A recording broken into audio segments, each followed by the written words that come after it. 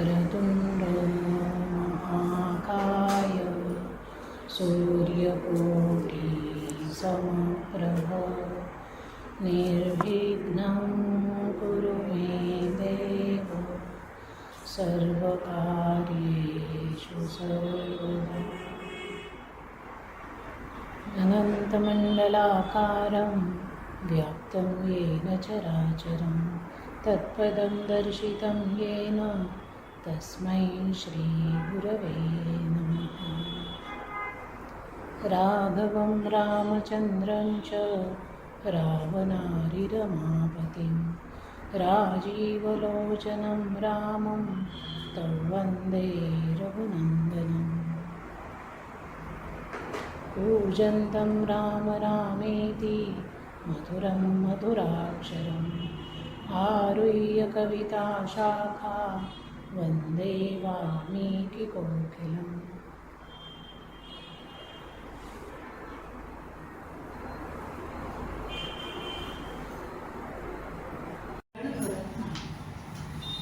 इथे काय म्हटलंय की हाच परमात्मा मोहाने निराळेपणाची भावना करतो तेव्हा तो जणू जीवदशेपर्यंत जाऊन पोहोचतो आणि पुढे प्राणधारणादी क्रियांमुळे चंचल झालेला तो सूक्ष्म आत्मा संकल्प विकल्पाच्या योगाने मन होतो।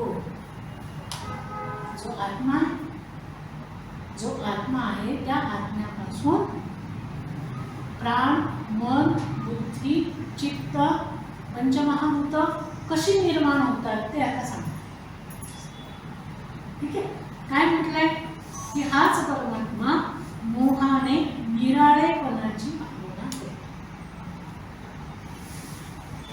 निराळेपणाची भावना करतो याचा अर्थ तो जो आत्मा आहे तो स्वतःमध्ये मी आणि अजून एक अशी निराळेपणाची भावना करतो। ओके, जसं आपण म्हणतो की तुम्ही मी वेगळे आहोत का, कारण आपण शरीराने वेगळे आहोत। शरीराचा रंग रूप आकार फक्त वेगळा, बाकी शरीरातला कुठला पदार्थ वेगळा आहे कुठलाच नाही। पंचमहाभूत प्रत्येकामध्ये आहे, पंचज्ञानेंद्रिय आहे, पंचकर्मेंद्रिय आहे, चैतन्य आहे, शक्ती आहे, कुंडलिनी शक्ती आहे, सगळं एकसारखं मटेरियल आहे आतमध्ये। मन आहे, बुद्धी आहे, चित्त आहे, अहंकार आहे, सगळ्यांमध्ये तेच आहे, पण तरी सुद्धा वेगळेपणाची भावना आहे का, कारण त्या ठिकाणी मोह आहे। इथे परमात्म्याला मोहाची भावना आहे। आता मोह का होतो, म्हणजे कुठली गोष्ट आपल्याला हवीशी वाटणं त्याला मोह म्हणतात। इथे परमात्म्याला स्वतःला व्यक्त करण्याचा मोह होतो आणि स्वतःला व्यक्त करण्याकरता त्याला निराळेपणाची म्हणजे स्वतःहून मी आणखी वेगळा होणार, जसं उपनिषदांमध्ये म्हटलं जातं एको अहम बहुस्याम, मीच अनेक ठिकाणी प्रकट झालो तर, मीच अनेक ठिकाणी प्रकट झालो तर। प्रकट होणं याचा अर्थ काय की त्याला एक रंग रूप आकार दिशा दशा ह्या सगळ्या गोष्टी प्राप्त होतात, कालाचा परिणाम त्याला लागतो। याला वेगळेपणाची भावना म्हणतात, निराळेपणाची भावना म्हणतात। आणि त्यामुळे काय होतं की तो जीवदशेपर्यंत जाऊन पोहोचतो। जीवदशा कारण मन बुद्धी चित्त अहंकार हे जे काही सूक्ष्म असं शरीर बघितलं त्याला जीवात्मा असं म्हटलं जातं। त्या दशेपर्यंत हा आत्मा जाऊन पोहोचतो स्टेप बाय स्टेप। तो कसा, तर प्राणधारणादी क्रियांमुळे चंचल झालेला तो सूक्ष्म आत्मा तो काय करतो, आपल्यामध्येच प्राणशक्ती वेगळी करतो, आपल्यामध्ये तो संकल्प करायला लागतो आणि विकल्प करायला लागतो। त्यामुळे तोच पंचप्राणांच्या रूपाने व्यक्त होतो, तोच मनाच्या रूपाने व्यक्त होतो। ज्याप्रमाणे समुद्रावर लाटा निर्माण होतात त्याप्रमाणे मूळ परमात्मा वस्तूवर मन हृदय पावतं।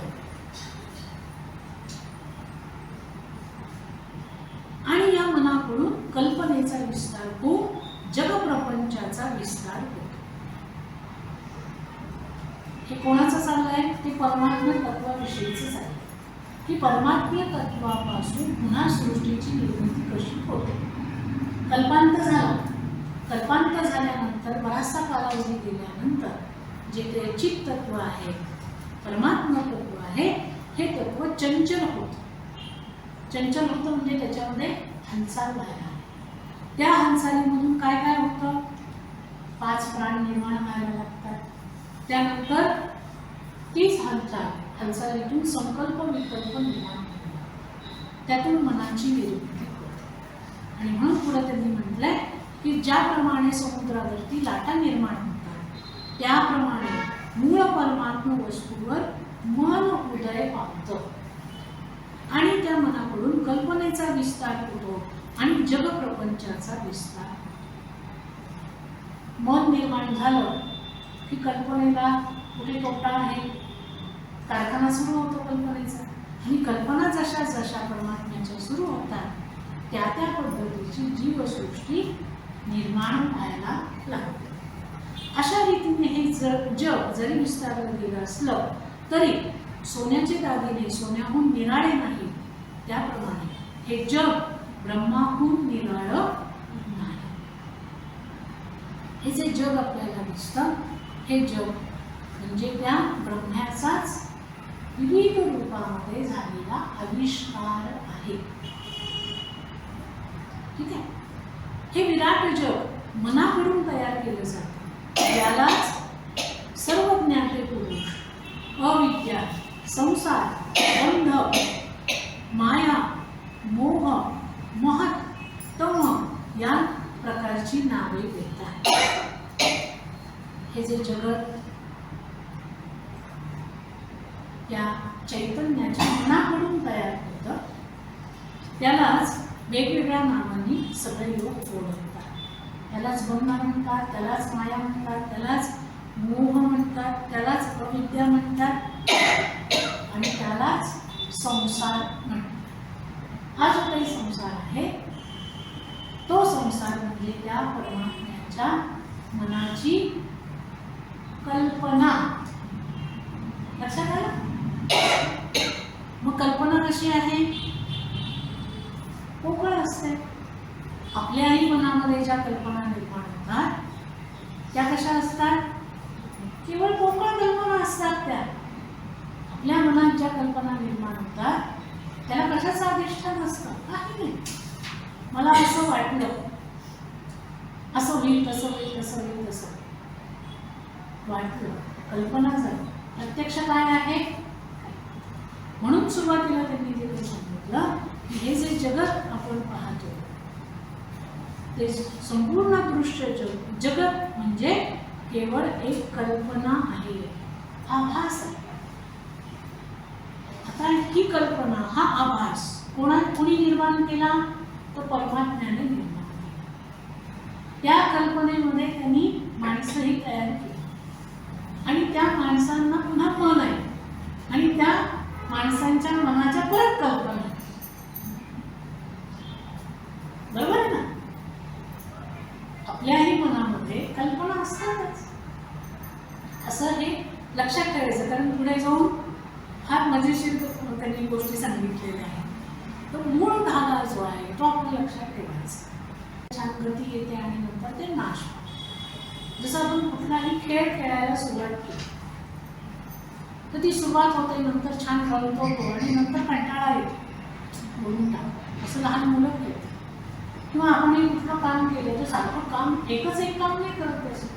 त्याची सुरुवात असते, त्याला एक स्थिती, गती, नंतर दिनेश मर्यादा ठेवतो की ते संपलं पाहिजे. तसं या परमात्म्याने कल्पना केली सृष्टी निर्माण करणे आणि प्रत्यक्ष सृष्टी निर्माण झाली. त्या सृष्टीमध्ये पशु, पक्षी, प्राणी, वनस्पती त्यांच्याबरोबर माणूसही तयार. तो जो माणूस आहे त्या माणसालाही मन आहे, त्यालाही बुद्धी आहे, त्यालाही चित्त आहे, त्यालाही पंचप्राण आहे आणि तो त्या मनाच्या साहाय्याने पुन्हा आपलं एक विश्व तयार करत असतो. विश्वामध्ये पुन्हा किती विश्व झाली? प्रत्येक माणसाचं एक एक विश्व आहे आणि ते भयंकर मोठं असतं. अगदी जन्मापासून ते मृत्यूपर्यंत एवढा आपल्या मनाच्या विश्वाचा विस्तार असतो. आपल्यालाच नंतर कळत नाही. इतकं अफाट आपलं मन आहे, मनाचं सामर्थ्य आहे, मनाचं विश्व खूप मोठं आहे. ठीक आहे, तर एवढं लक्षात ठेवायचं. पुढे ते म्हणतात की राम, तुला आधी बंधाचं स्वरूप सांगत आहे, म्हणजे मोक्षाचं स्वरूप तुला सहज समजेल. राम, हे जगत तू मी अशा मिथ्या भावना जोपर्यंत निर्माण होतात तोपर्यंत मोक्षाविषयी बोलण्याची आवश्यकता नाही. की जोपर्यंत माणसाच्या मनामध्ये तू आणि मी असा द्वैत भाव नाही, वेगळेपणाचा भाव आहे, तोपर्यंत मोक्षाविषयी न बोललेलं बरं. ओके, तू पण आणि मी पण जगताच्या त्याच्या कल्पनेतला एक आपण भाग आहे. बरोबर आहे? म्हणजे तू काही वेगळा आहे, मी काही वेगळं आहे असं नाही. दोघंही सारखीच आहोत. आपल्यामध्ये काहीही बदल नाही. हा भाव जोपर्यंत आपल्या मनामध्ये, आपल्या बुद्धीमध्ये स्थिर होत नाही तोपर्यंत मोक्षाविषयी विचार करणं व्यर्थ आहे. म्हणजे ज्याला मोक्ष प्राप्त करायचा आहे त्यांनी पहिल्यांदा आपल्या मनातला, बुद्धीतला द्वैत भाव काढून टाकायला हवा. द्वैत भाव काढून टाकायला हवा. कुठलाही द्वैत, किंचितही द्वैत आपल्या मनामध्ये ठेवता कामा नये. पुढे ते म्हणतात की हे बघ, जोपर्यंत मनामध्ये विविध संकल्प निर्माण होतात तोपर्यंत दृश्य जगत नाहीसं होणार नाही. म्हणून आपण कितीही म्हटलं की हे भासमान आहे तरी ते खरंच वाटतं, ते खोटं आहे हे पटत नाही असा आपल्याला अनुभव आहे. आणि असा सगळ्यांना अनुभव आहे. कितीही जरी तत्वज्ञानाने सांगितलं की हा सगळा आभास आहे तरी सुद्धा आपल्याला ते अनुभवायला येतं ना. आपल्याला दुःख होतं, त्रास होतो, आनंद होतो, व्याधी होतात, सगळं काही आहे आपलं. नाही सगळं पोकळ आहे, भ्रम आहे असं कसं म्हणायचं? असं ते म्हणतात. का? कारण आपल्या मनामध्ये सातत्याने संकल्प विकल्प निर्माण होतात. याचा दुसरा अर्थ त्यांना असं सांगायचा आहे की ज्याचं मन संकल्प विकल्प रहित होऊन जात त्याला मात्र हे ज्ञान चटकन लक्षात येते. आता मन संकल्प विकल्प करणार नाही तर मग काय करेल? त्याचं कामच आहे. संकल्प विकल्प करणं हे मनाचंच काम. जर त्याला सांगितलं नाही तू संकल्प करायचा नाही, विकल्पही मनामध्ये आणायचं नाही, तर चालेल का? जमेल का? नाही जमणार. मग त्या मनाला संकल्प रहित जर करायचं असेल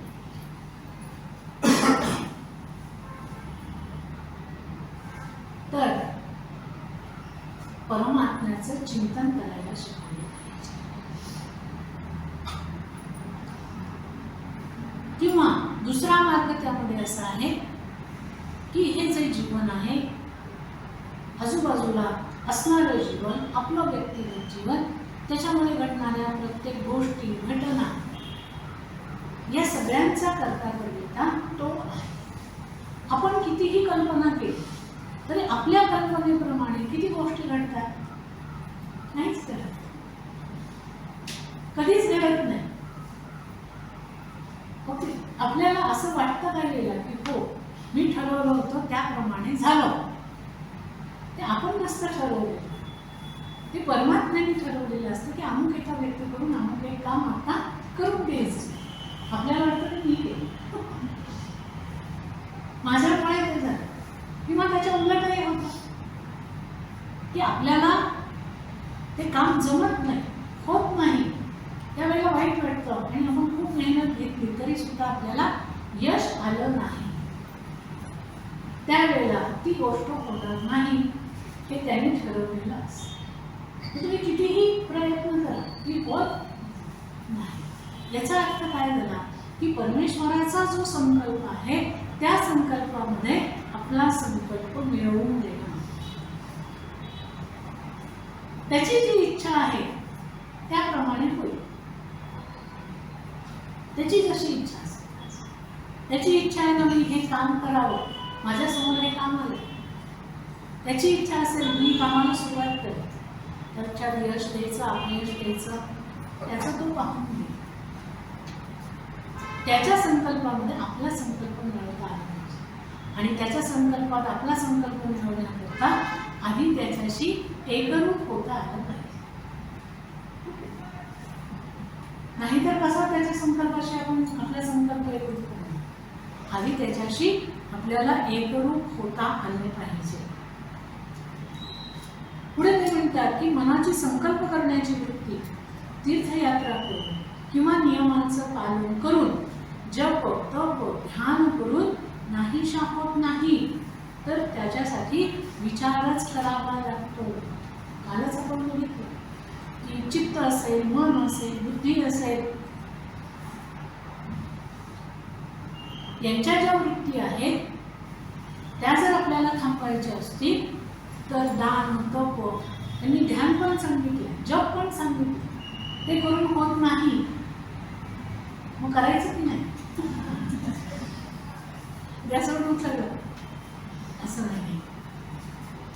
ह्याच्यात ध्यान असेल, जप असेल, तप असेल, ह्या गोष्टींनी केवळ या गोष्टींनी आपल्या मनातले संकल्प किंवा वृत्ती कमी होत नाही. त्याच्यासाठी विचार करा. म्हणजे ही जी साधनं आहेत ही साधनं पूरक असतात, पण ती साधनं आपल्याला शेवटचं जे साध्य आहे ते निव्वळ त्या साधनेने साध्य होत नाही. त्याच्यासाठी साईड बाय साईड बाकीच्याही गोष्टी कराव्या लागतात. आणि मन जर संकल्परहित करायचं असेल तर आपल्याला मनाला समजून घ्यावं लागतं, मनाशी संवाद साधावा लागतो, विचार करावा लागतो. राम ज्याप्रमाणे आरसा कुठेही ठेवला तरी त्यात सभोवतालच्या पदार्थांचं प्रतिबिंब पडतं, त्याप्रमाणे संकल्पात्मक मनामध्ये संपूर्ण जगाचं प्रतिबिंब पडत असतं. कारण आपले जे पंच ज्ञानेंद्रिय आहेत त्या ज्ञानेंद्रियांच्या मागे मन काम. डोळ्यांना पाहण्याची शक्ती आहे, पण जोपर्यंत मन डोळ्यांमध्ये जात नाही तोपर्यंत डोळे काहीही पाहत नाही. जोपर्यंत मन कानामध्ये जात नाही तोपर्यंत मन कान काहीही ऐकत नाही. जोपर्यंत मन जिभेत जात नाही तोपर्यंत जीभ रस स्वादन करत नाही. ज्यावेळेला आपलं मन थाऱ्यावर नसतं त्यावेळेला समोर घडणाऱ्या गोष्टी आपल्याला दिसत नाही. कितीही सांगितलं तरी ऐकायला येत नाही. समोर काय खातोय, काय ठेवलंय, काहीही माणसाला कळत. तेव्हा मन थाऱ्यावर नसतं, याचा अर्थ मन आणि पंचज्ञानेंद्रिय याचं कोऑर्डिनेशन त्यावेळेला होत नाही. मन वेगळ्याच कुठल्या तरी चिंतनामध्ये घडलेलं असतं तेव्हा. म्हणून हे जे मन आहे हे कसं आहे, संकल्पनात्मक आहे आणि त्याच्या सभोवती संपूर्ण जग असतं, फिरत असतं आणि या जगाचं निरीक्षण मन करत असतं. डोळ्याने पाहत असतं, कानाने ऐकत असतं, त्वचेने स्पर्श करत असतं, जिभेने त्याचा आस्वाद घेत असतं, नाकाने त्याचा गंध अनुभवत असतो. हे सगळं अनुभवणारं मन आहे आणि त्यामुळे जगामध्ये ज्या काही गोष्टी चाललेल्या आहेत त्या सगळ्याचं प्रतिबिंब या मनामध्ये पडत असतं. त्यामुळे मनामध्ये जन्म जरा मरण भाव अभाव ग्रहण त्याग सूक्ष्म स्थूल असे दुःख दुःखकारक विकार उत्पन्न झाल्याशिवाय राहत नाहीत. ठीक आहे. मन हे कसं आहे तर संकल्पनात्मक आहे. जगाचं प्रतिबिंब त्याच्यावर कायम पडतं. म्हणून आपण पहा, मन लावून ज्या ज्या गोष्टी करतो त्या सहसा विसरतो. अगदी एखाद्या दुकानात एखादी साडी मन लावून पाहिली ती सारखी डोळ्यासमोर फिरते. एखादी वस्तू, एखादा पदार्थ जो आपण कधीतरी खाल्लेला असतो पण तो इतका मन लावून खाल्लेला असतो की त्याची चव कायम आपल्या लक्षात राहते. त्याच्यानंतर किती हजार पदार्थ आपण खातो पण ती चव कुठे राहते? मनात राहते. ओके. तर हे जे मन आहे त्याच्यावरती जगाचं प्रतिबिंब कायम पडतं आणि त्यामुळे काय होतं की मनामध्ये जन्म, जरा, मरण, ग्रहण, त्याग, सूक्ष्म, स्थूल, अभाव असे अनेक दुःखकारक विकार कायम उत्पन्न होत राहतात. अमक्याचा मृत्यू झाला, अमक्यांच्या घरी अमुक म्हणजे बाळाने जन्म घेतला, त्यांना मुलगी झाली, त्यांना मुलगा झाला. जन्म, मृत्यू, व्याधी, अमुक एक व्याधी झाली आहे, गुडघे फार दुखत आहेत, उठता येत नाही, बसता येत नाही, काय करावं. ग्रहण, अमुक एक गोष्टी ग्रहण करायच्या, या गोष्टी नाही ग्रहण करता येत किंवा नको आहेत आपल्याला. काही गोष्टींचा त्याग केला जातो. काही गोष्टी खूप सूक्ष्म आहेत ज्या आपल्याला ग्रहण करता येत नाही.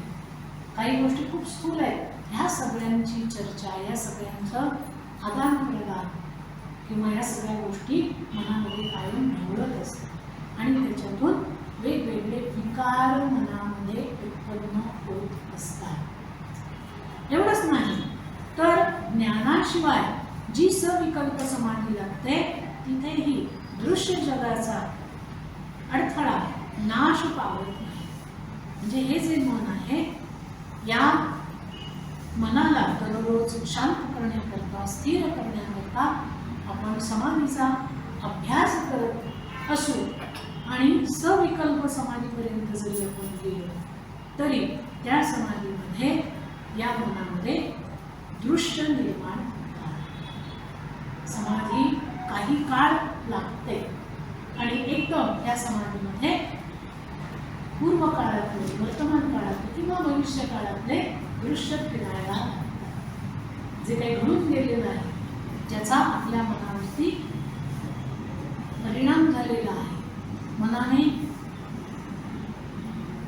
तो ठसा आपल्यावरती मुंडवून घेतलेला आहे, ते सगळं त्या ठिकाणी स्मरण व्हायला लागतं. म्हणून ते म्हणतात की अशा अवस्थेमध्ये मन जरी सविकल्प समाधीमध्ये गेलं तरी तिथेही दृश्य जगाचा अडथळा नाश पावत नाही. तिथेही जगाचं विस्मरण होत नाही किंवा काही काळ विस्मरण होतं आणि काही काळानंतर पुन्हा स्मरण व्हायला लागतं. आता ही अवस्था तर आपण कायमच अनुभवतो. ध्यान लागलं की सगळं जग त्या ठिकाणी आठवायला लागतं. प्रत्यक्ष जाग असताना जे लोक आठवत नाही ते ध्यानामध्ये आठवायला लागतं. जी कामं आपण विस्मरणात जातात ती ध्यान करताना आठवतात. हेच ते काम करायचं नाही, अमक्याशी बोलायचं काय, अमक्याला सांगायचं आहे. ओके. कारण त्या ठिकाणी आपलं मन जे आहे ते जागृत असतं आणि मनामधले हे सगळे विकार त्याही वेळेला क्रियाशील असतात, ते थांबत नाही. तसंच निर्विकल्प समाधीमध्येही संसाराचं बीज नाहीसं होणं शक्य नाही. निर्विकल्प समाधी जी लावली जाते आणि समाधीचे जे प्रकार आहेत त्याच्यातली सविकल्प समाधी आधी येते, तिला सबीज समाधी असं म्हटलं जातं. आणि दुसरी आहे निर्विकल्प समाधी. निर्विकल्प समाधी किंवा समाधीचे हे सगळे प्रकार पातंजल योगदर्शनामध्ये पहिलाच आहे समाधीपाद. मग त्याच्यामध्ये सविकल्प समाधी काय आहे, सविकल्प समाधीचे प्रकार, नंतर निर्विकल्प निर्बीज समाधी सांगितलेली आहे. तर ही जी निर्बीज समाधी म्हटली जाते, निर्विकल्प समाधी म्हटली जाते, त्याच्यामध्येही संसाराचं बीज नाहीसं होत नाही. कारण तिथे चित्ताचं अस्तित्व शिल्लक राहते. म्हणजे तिथे मनाचं अस्तित्व नाहीच होतं, पण चित्त अंशात्मक स्वरूपामध्ये तिथे शिल्लक राहतं आणि तिथे विषयही शिल्लक राहतात. पण त्याच्या पुढे ज्या वेळेला समाधीमध्ये वाटचाल होते, जिथे कुठल्याही प्रकारचं विषय ज्ञान शिल्लक राहत नाही, पूर्णपणे संपूर्ण जातं, ती जी अवस्था समाधीची असते तिला तुरीया अवस्था असं म्हटलं जातं. म्हणजे याच्यातून त्यांना काय सांगायचं आहे की संसाराचं बीज जे मनामध्ये असतं ते तुम्ही निर्विकल्प समाधीपर्यंत जरी गेला तरी ते जागृत असतं. इतकं आपल्या मनावरती संसाराचा ठसा पक्का बसलेला असतो, तो लवकर धुतला जात नाही, नाहीसा होत नाही. ठीक आहे. राम ज्याप्रमाणे तिळामध्ये तेल, फुलामध्ये सुगंध अव्यक्त रूपामध्ये असतात, त्याप्रमाणे द्रष्ट्याच्या ठिकाणी अविद्या कायम असते.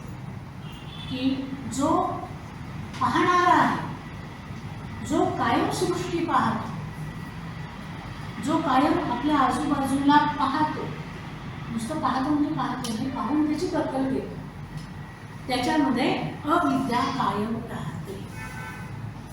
म्हणजे काय तर आपण आजूबाजूला पाहत असताना रंग, रूप, आकार, गंध, शब्द न पाहता त्याच्या मागे दडलेलं, त्याच्या आतमध्ये असलेलं जे परमात्मा तत्व आहे ते पाहायला हवं.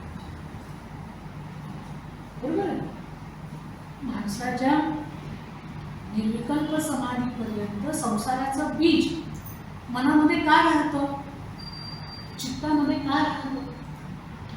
कारण माणसाचं मन कायम संसारामध्ये रमलेलं असतं.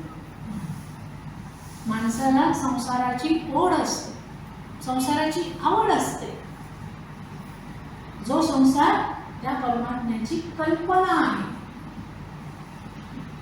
ती कल्पना इतकी गोड आहे की माणसाला ती हवी हवीशी वाटते. ठीक आहे. म्हणजे हे सगळं करणारा करता करता परमात्मा आहे, तो विस्मृतीत जातो. आणि जे व्यक्त रूप आहे, जे भासमान आहे, जे भ्रम निर्माण करणार आहे, जे आसक्ती निर्माण करणार आहे, त्याच्यामध्ये माणूस कायम राहतो. म्हणून ते म्हणतात की ही अविद्या जी आहे ती द्रष्ट्याच्या ठिकाणी कायम राहते. ज्याप्रमाणे कापूर कुठेही ठेवला तरी त्याचा सुगंध आल्याशिवाय राहत नाही, त्याप्रमाणे बीजामध्ये अंकुर असतोच. तो देशकालाचा उपयोग करून घेऊन आपलं विस्तीर्ण स्वरूप व्यक्त करत असतो. त्याप्रमाणे द्रष्ट्याच्या अविद्येचा आश्रय करून दृश्य जग आपलं स्वरूप प्रकट करत असतो. उदाहरण दिले त्यांनी की बीज आहे, कुठल्याही झाडाचं, वृक्षाचं बीज जे असतं त्याच्या आतमध्ये प्रकट होण्याची शक्ती असतेच, हो की नाही? त्याला योग्य वातावरण मिळालं, जमीन मिळाली, पाणी मिळालं, सूर्यप्रकाश मिळाला की ते आपलं रूप जे आहे ते व्यक्त करतं. त्याप्रमाणे द्रष्टा जो आहे, म्हणजे या सृष्टीकडे पाहणारा जो माणूस आहे, बघणारा माणूस आहे, त्याने अविद्येचा आश्रय केला की हे दृश्य जग आपलं स्वरूप प्रकट करायला लागतं.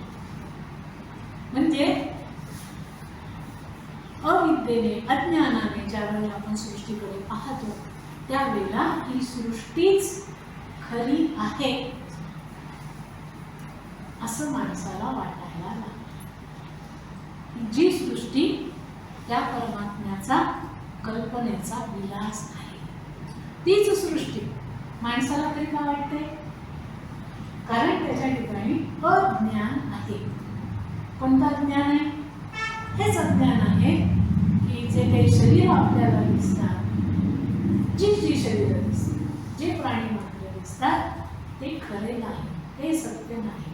त्यांच्या अंतर्यामी जे तत्व आहे ते सत्य आहे. पण असं आपण पाहतो का? आम्ही फक्त माणसं पाहतो, पशु पक्षी वनस्पती सुंदर निसर्ग पाहतो. मग त्यांनी असं म्हटलंय की जसं जसं अविद्येने माणूस याच्याकडे बघे तसं तसं हे दृश्य जग आपलं स्वरूप आणखी प्रकट करतात आणि आणखी माणूस या दृश्य जगतामध्ये अडकत जातो, त्याला मोह निर्माण होतो आणि माणूस या जगामध्ये रमतो. हो ना? मग तुम्ही ध्यान करा, समाधी लावा, जग आलंच तिथे.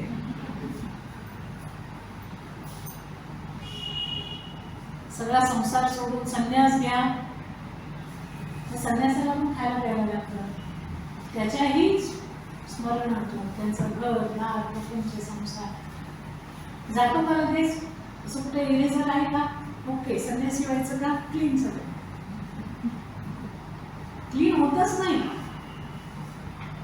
आणि म्हणून काय होतं की माणूस त्या सृष्टीमध्ये रमतो, आनंदाने रमतो. किती त्याला सांगत हेच पाहिजे.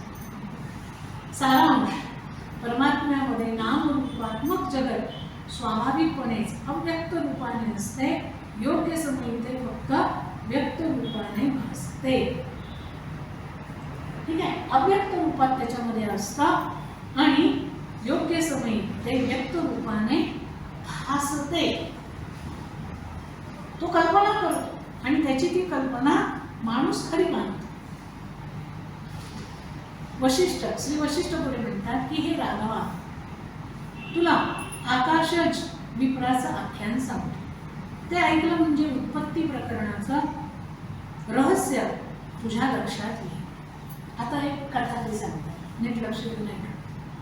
आकाशज नावाचा एक पारमार्थिक ब्राह्मण होता. तो निरंतर आत्मचिंतनात घडून गेलेला होता आणि लोकहिताविषयी तत्पर होता. दोन गोष्टी तो करायचा, एक आत्मचिंतन करायचा आणि दुसरं लोकहितही करायचं. पुष्कळ दिवस होऊन गेले पण त्याला मरण येईना.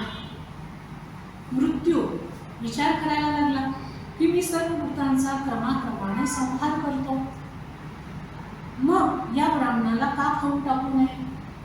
याला पण मी मारलं पाहिजे, मारून टाकलं पाहिजे. ठीक, त्याचाही मृत्यू झालाच पाहिजे. विप्र ज्या ठिकाणी राहत होता तिथे हा मृत्यू आला. आपल्या हातांनी त्याला धरण्याचा तो प्रयत्न करू लागला, पण त्याला आकाशज जो ब्राह्मण होता त्याचा स्पर्शही करता आला नाही. मृत्यू तिथून निघाला आणि यमाकडे गेला आणि त्याला म्हणाला की मी आकाशज विप्राला खाऊन टाकायला गेलो होतो, पण मला ते काही शक्य झालं नाही. तर असं का झालं हे मला तुम्ही समजून सांगा. साधी सोपी गोष्ट आहे की मी त्याला खाऊन टाकायला, गिळून टाकायला गेलो होतो, पण मला त्याला गिळता आलं नाही, मला त्याला स्पर्शही करता आलो नाही. तर असं का झालं? कोण आहे तो? यम त्याला म्हणतात की हे मृत्यू, आपल्याकडून कितीही प्रयत्न केलास तरी मनुष्याला मारण्यास तू एकटा समर्थ ठरत नाहीस. मनुष्याला मृत्यूवश करण्याला त्याची स्वतःची कर्मे मुख्यतः कारणीभूत होतात, दुसरं कोणीही नाही. ठीक आहे, आपल्याला काय वाटतं? तो यम किंवा ते काय त्यांची सिस्टीम आहे मृत्यूची, ते आपल्या जीवाला मारून टाकतात, आपला जीव काढून देतात.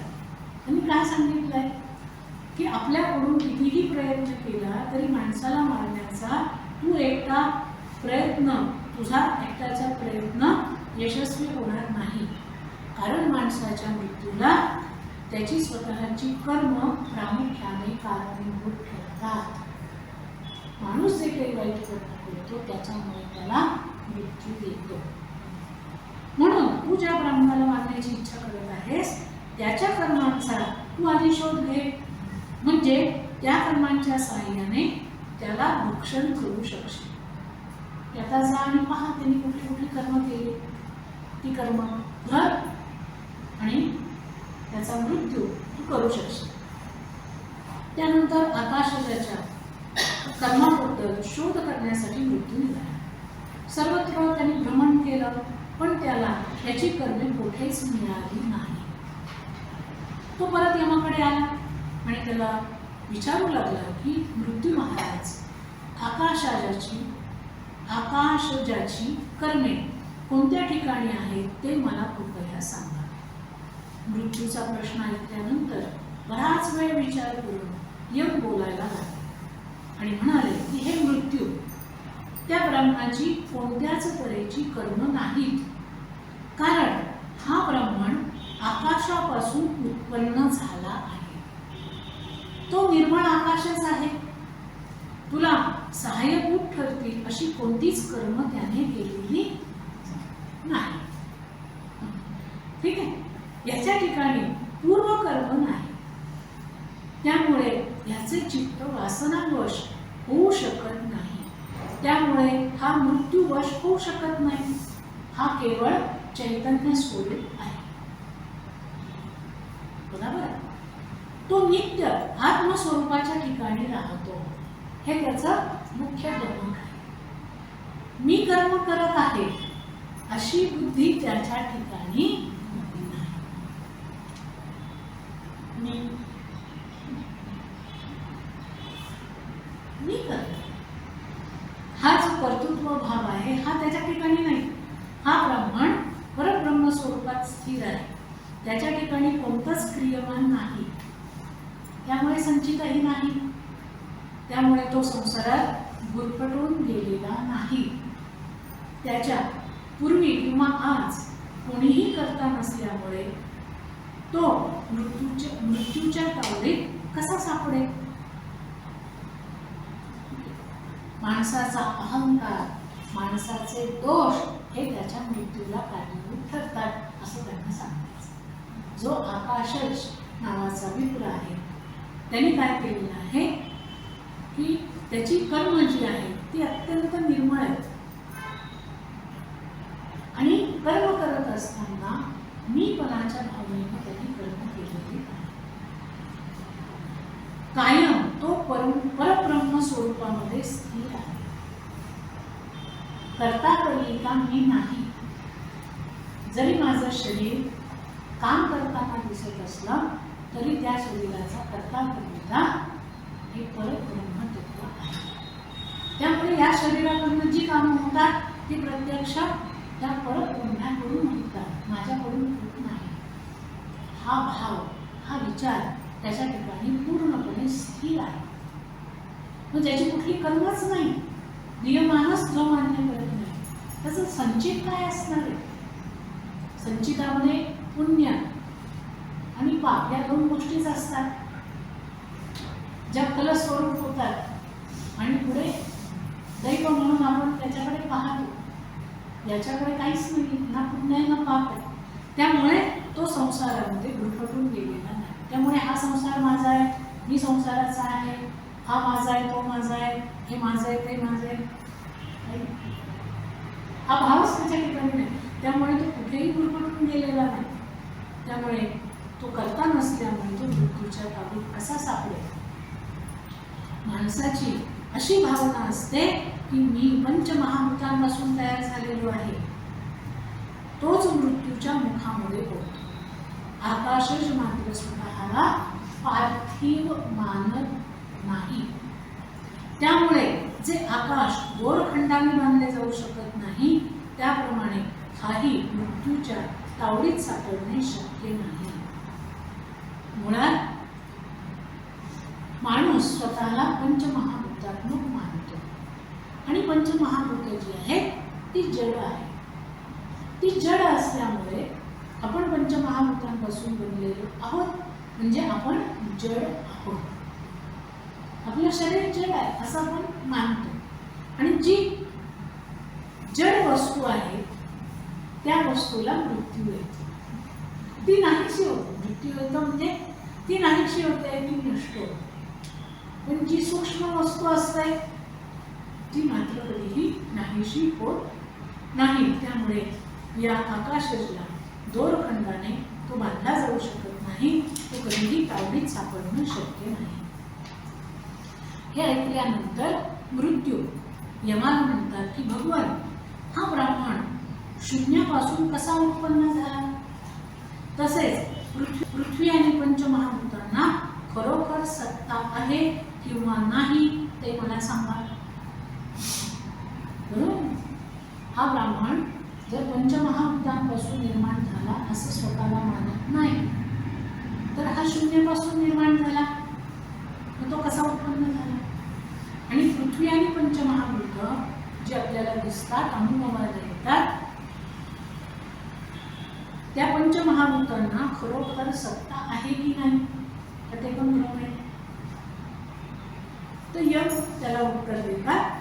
यम म्हणतात की हा द्विज, हा ब्राह्मण केव्हाच उत्पन्न झालेला नाही.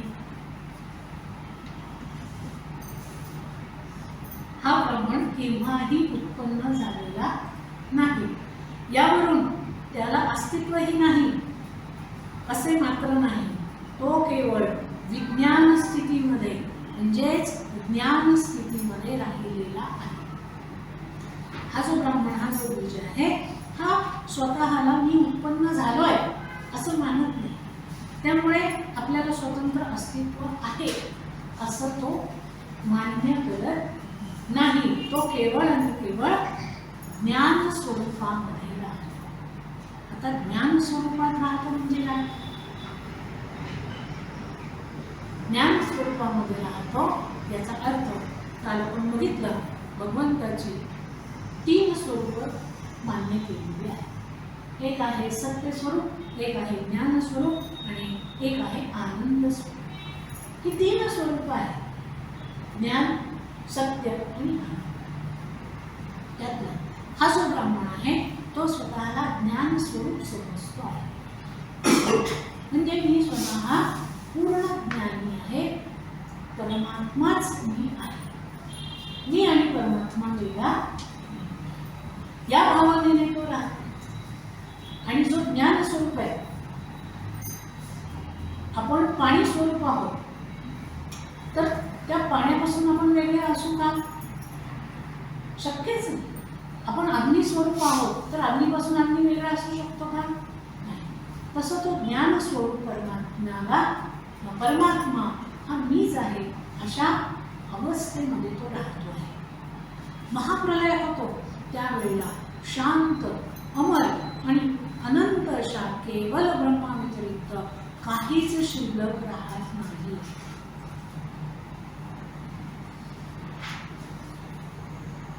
पुढे ते म्हणतात, म्हणजे यम सांगतोय की ज्यावेळेला महाप्रलय होतो त्यावेळेला काय होतं की जे शांत, अमर, अनंत असणारं केवळ ब्रह्म एवढंच शिल्लक राहतं. त्यावेळी निरंतर कायम टिकणारं शून्य, अत्यंत सूक्ष्म आणि निरुपाधिक ब्रह्मच काय ते शिल्लक असतं. बाकी काहीही शिल्लक नसतं. केवळ आणि केवळ ब्रह्मतत्व त्यावेळेला अस्तित्वात असतं. परंतु पुढे जेव्हा आरंभ काल येतो तेव्हा त्या परब्रह्माच्या ठिकाणी मी देव आहे अशी वृत्ती उत्पन्न होते. त्यामुळे परब्रह्माच्या ठिकाणी अकस्मात भ्रामक आकार दिसू लागतो आणि तो आकार म्हणजे ब्रह्मदेव. आणि तो आकार म्हणजे आकाशात. परत सांग, ज्या वेळेला आरंभ काल होतो त्यावेळेला त्या परब्रह्माच्या ठिकाणी मी देव आहे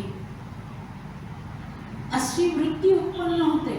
त्यामुळे त्या परब्रह्माच्या ठिकाणी अकस्मात भ्रामक असा आकार दिसायला लागतो. तो आकार म्हणजे ब्रह्मदेव. उत्पत्तीकालीही या आकाशामध्ये निर्विकल्प आणि चैतन्य रूप अशा स्थितीमध्ये तो राहतो. याला देह नाही, याला कर्म नाही, याला कर्तृत्व नाही, याला वासना नाही, कारण हा शुद्ध चैतन्य रूप आणि ज्ञान स्वरूप आहे. हा जो काही ब्रह्मदेव आहे हा कसा आहे? हा निर्विकल्प चैतन्य स्वरूप स्थितीमध्ये राहतो. याला याचा विशिष्ट देह नाही. आपल्याला जे ब्रह्मदेव दाखवले जातात स्थूल स्वरूपात 4 तोंड त्यांना आहे, हातामध्ये अक्षमाला आहे, कमंडलू आहे, एका हातात वेद आहे, असं सगळं दाखवलं जातं की नाही? हे का? कारण इथं प्रत्येक गोष्टीला जर आकार नाही असं म्हटलं तर कोण विश्वास ठेवणार? कारण आपल्याला आकारावरच विश्वास ठेवण्याची सवय लागली. दृश्य जर आपल्याला वस्तू दिसली तरच आम्ही विश्वास ठेवू, अन्यथा आम्ही विश्वास ठेवणार नाही. म्हणून सगळ्यांना आकार आहे. विष्णूंना सुद्धा आकार नाही, पण ते विष्णू आहे हे समजण्याकरता आपण त्यांना आकार दिला. ठीक आहे. म्हणून पुढे असंही म्हटलं जातं की आपण आपल्या मनामध्ये विष्णूंविषयी, ब्रह्मदेवांविषयी किंवा कुठल्याही देवांविषयी जो काही आकार निर्माण होतो त्या आकारात ते येतात. म्हणजे काय? त्यांना स्वतःचा मूळचा काहीही आकार, तुमच्या मनात काय आहे, ओके असं आहे का, काळ्या रंगाचा आहे, काळा, निळा रंग, पिवळा रंग, हिरवा रंग, सगळ्या रंगाचे असतात हे. आपण जी भावना करू, आपण जो आकार देऊ त्या आकारामध्ये ते येतात. त्याचाच अर्थ काय की त्यांना त्यांचा एक आकार नाही. आता आपल्याला जर सांगितलं तुम्ही वेगळ्या आकारात द्या तर जमेल का? आपला मोल्ड तयार आहे. फार वरचं आवरण बदलता येते, स्टाईल बदलता येईल, रंगरंगोटी करता येईल, लूक बदलता येईल, पण आकार बदलेल सगळा शक्यच नाही. जी गोष्ट पक्की झाली आहे ती कशी बदलणार? जी गोष्ट पक्की नाही तीच क्ले गोळा असेल तर तुम्ही त्याचे वेगवेगळे पदार्थ कराल ना. त्यामुळे पृथ्वी आणि इतर पंचमहाभूतांची उत्पत्ती याच्या ठिकाणी कशी होणार? हे पृथ्वी, तू याला पादाक्रांत करण्याचा व्यर्थ प्रयत्न करू नकोस, कारण आकाशाला गोवशीने घालणं कोणालाही शक्य नाही. म्हणजे ब्रह्मदेवांना त्यांचा विशिष्ट आकारच नाहीये, देहच नाहीये, तो कोणाला मृत्यू देणार? तो आकाशाला कुठे मृत्यू देता येणार आहे का? त्यामुळे तो नाच सोडून दे. जेव्हा सर्व प्रजांचं हरण करू लागतो तेव्हा तो ब्रह्मदेवालाही भक्षण करण्याचा प्रयत्न करतो व त्यावेळी यमधर्म पुन्हा त्याला असाच उपदेश करतो. आता हे एकदा घडलं असं नाही, वारंवार असंच घडत राहतं असं त्यांना म्हणायचं. कारण वारंवार सृष्टी निर्माण होते, सृष्टी निर्माण होताना वारंवार त्या परमात्म्याच्या ठिकाणी मी देव आहे अशी भावना निर्माण होते. मग वारंवार ब्रह्मदेवांची निर्मिती होते. सगळं चक्र वारंवार फिरत राहतं असं ते सांगतात. मनुष्य जी क्रिया नेहमी करतो तीच पुन्हा पुन्हा करण्याची त्याची आवड त्याच्या ठिकाणी उत्पन्न होते आणि मृत्यूची स्थिती ही अशीच आहे. परंतु ब्रह्मदेव चैतन्य स्वरूपी असल्यामुळे त्यांना कसं मारता येईल? संकल्प हा मानसिक असतो व त्यामध्ये पृथ्वी आदीकडून पंचमहाभूत नसतात. आता ते संकल्पाकडे आले आहे की संकल्प हा मानसिक असतो, मन आपला संकल्प करतो. या संकल्पामध्ये पृथ्वी, जल, अग्नी, वायू, आकाश हे पंचमहाभूत असतात का? हे नसतात. ज्याप्रमाणे आकाशाला कोणताही रंग नाही, आकार नाही, तो त्या ठिकाणी प्रतीत होतो. आकाश जे आहे त्या आकाशाला स्वतःचा असा रंग असतो का? स्वतःचा असा आकार असतो का? नसतो. पण आपण खालून ज्या वेळेला आकाश पाहतो त्यावेळेला आकाशामध्ये विविध रंगांच्या छटा दिसतात. कधी ते निळं दिसतं, कधी काळपट निळं दिसतं, कधी पांढरं पांढरं आकाश दिसतं. पण ते प्रत्यक्ष असतं का? नसतं. त्याप्रमाणे ब्रह्मदेवाचा देह भासमान होतो तरीही तो पंचभौतिक नाही. तो जरी भासमान होत असला तरी सुद्धा तो पंचभौतिक नाही. तो चैतन्य रूप असून कशापासूनही उत्पन्न झालेला नाही. ठीक आहे. तो चैतन्य स्वरूप आहे. तो कुठल्याही स्थूल पदार्थापासून म्हणजे पंचमहाभूतांपासून तयार झालेला नाही. तो केवळ संकल्पाचा प्रकार आहे. म्हणजे त्या परमात्म्याच्या मनामध्ये जो संकल्प आला की मी माझा देह निर्माण व्हावा, हा संकल्प आला आणि त्या संकल्पातून तो देह प्रकट झाला. त्याच्यामध्ये पंचमहाभूत नाही, तो केवळ संकल्पाचा प्रकार आहे. त्यामुळे मन हे ब्रह्म आहे हा सिद्धांत आहे. व ब्रह्मदेव हा केवळ मनोमय असल्यामुळे त्याच्या देहाचा आकार वस्तुता नसतानाही तो भासमान. थोडक्यात काय की ब्रह्मदेव जो आहे तो केवळ त्या परब्रह्माच्या मनाची एक संकल्पना आहे, तो प्रत्यक्ष नाही.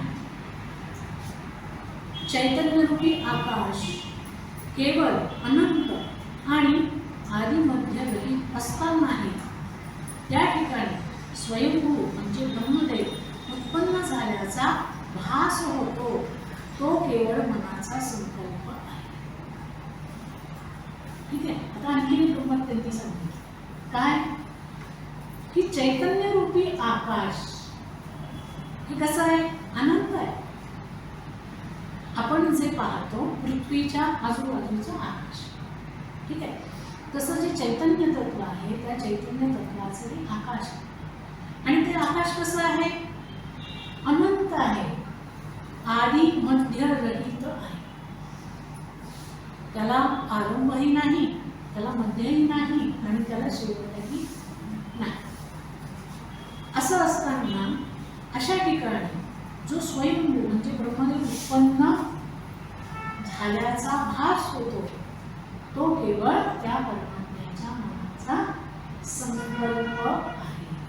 म्हणजे ब्रह्मदेव प्रत्यक्षात नाही. श्रीराम पुढे म्हणतात की भगवान मन हे शुद्ध असून तेच ब्रह्म आहे आणि त्या पृथ्वी आदी पंचमहाभूत नाही.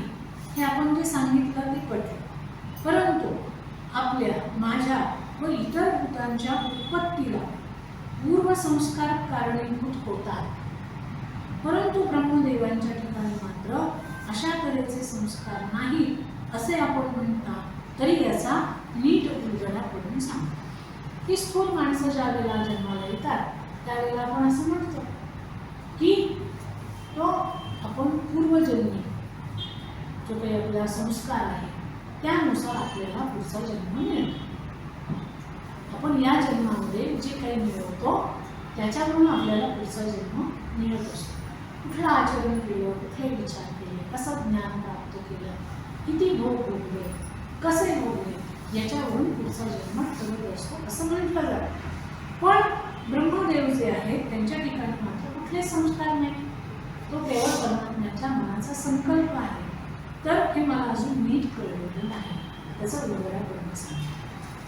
श्री वशिष्ठ म्हणतात की राम ज्याला पूर्वकर्माने युक्त असलेला पूर्वदेह आहे त्याला त्याच्या जन्माला मागच्या संस्कारांचं स्मरण कारण होतं. कारण संसाराला पूर्व संस्कारांचं स्मरणच कारणीभूत असतं.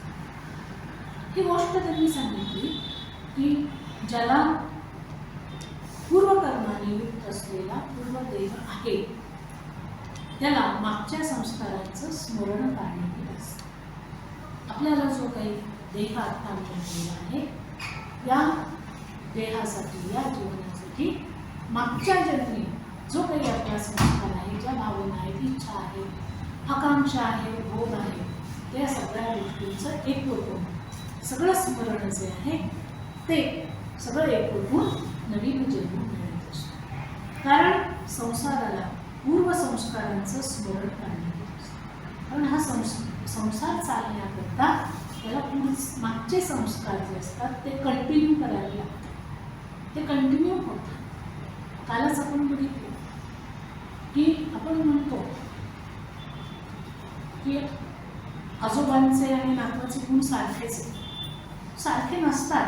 म्हणजे दोन व्यक्तिमत्व नातवं वेगळी आहेत असं आपण मानतो, पण ते आजोबाच नातवाच्या रूपामध्ये जन्माला आलेलेच.